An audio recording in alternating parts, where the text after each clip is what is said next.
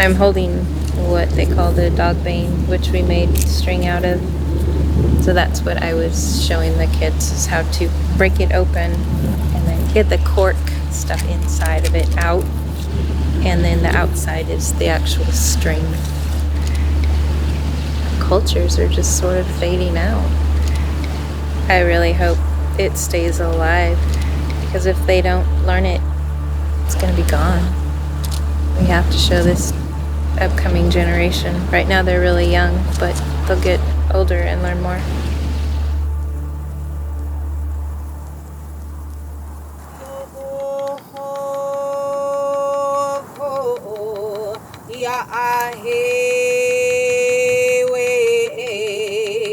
Ikalikame inomahno te Onatsatis.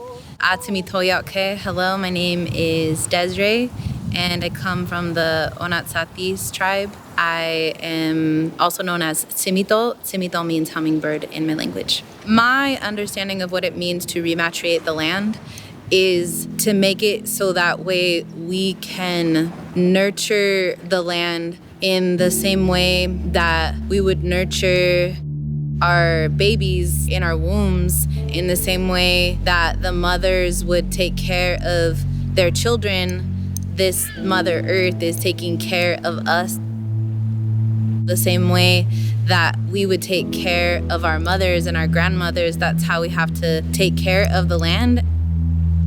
So often what we're thinking of is what we can take from the land versus what we can give to the land.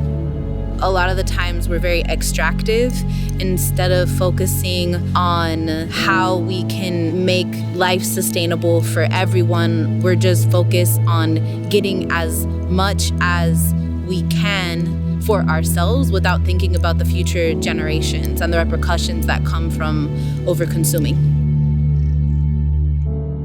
It's not just important for Indigenous people to be on the land because of what is politically correct. It's not just a matter of reparations. It's way deeper than that. The Indigenous peoples have been connected to these lands for thousands of years. And so I said this line in the song where I say, the language and the land have shaped each other over time. Native tongues wake up medicine deep inside. And the reason why I'm saying that is because Indigenous ceremonies are actually a part of keeping everything in balance.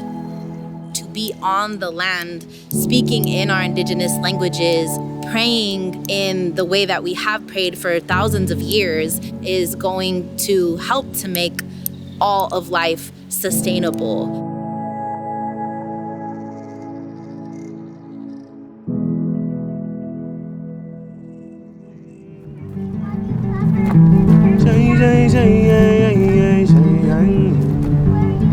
You know, the concept of land back hits upon so many things, like the inherent value of the land and the earth.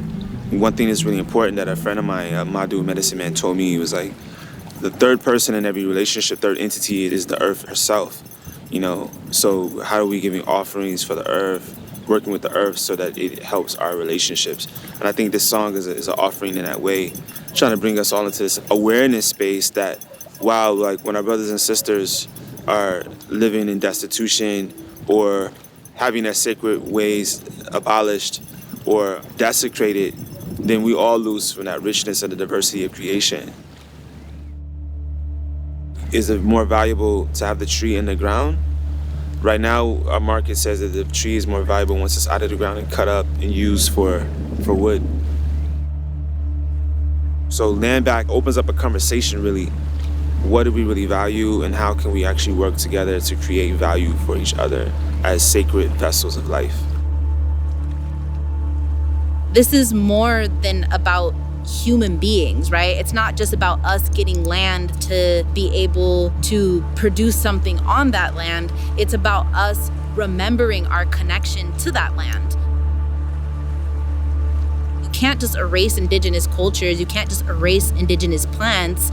You have to have diversity. And an ecosystem that has diversity is resilient. And with everything going on right now, with the droughts, there is a need for us to be resilient. And the only way that we're going to be resilient is if we all come together.